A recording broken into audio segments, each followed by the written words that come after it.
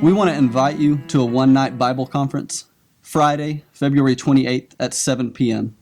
The doctrine we're going to be talking about is saving faith as a gift. Brett, what is saving faith as a gift? Well, what that means is that we're justified through faith in Jesus. That's something that is just abundantly clear. That's why Paul wrote the entire letter to the Galatians, that we're not justified by works. God doesn't declare us righteous through our works. He declares us righteous through faith in, trusting in, relying upon Jesus and what he's done in our place. But that's just the doctrine of justification by faith. And what we're talking about is justification by faith, and that faith that we exercise in Jesus, that is a gift. So meaning, really brass tacks is anyone who comes to faith in Jesus does so because God gives them the gift of faith.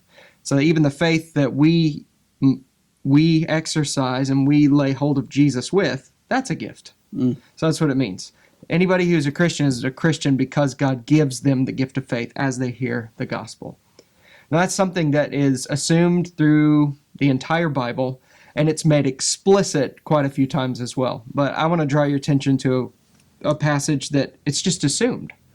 So the Apostle Paul's writing to the church at Philippi in chapter 1, verse 29, and he's speaking to them about suffering, preparing them to suffer and helping them understand his suffering. And so he's telling them it's been granted to you that you would suffer for the sake of Jesus.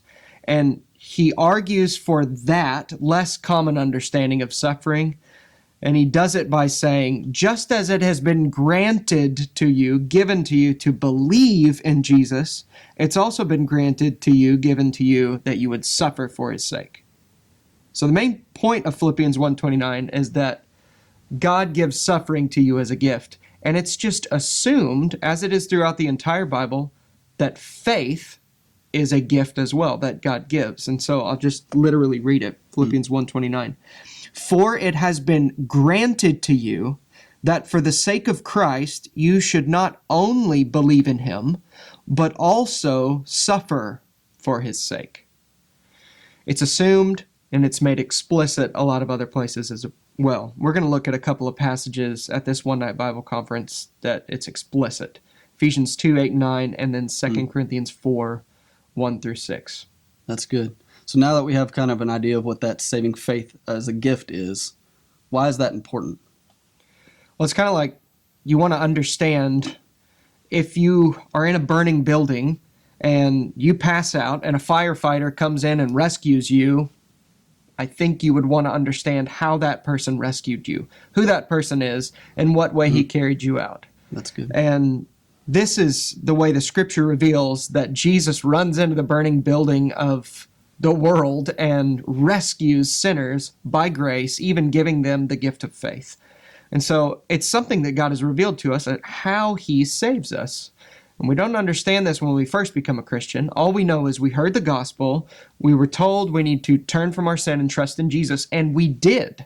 And then it's only later we come to read the scripture and realize that the faith that we have in Jesus, that was a gift of God, that he changed my heart.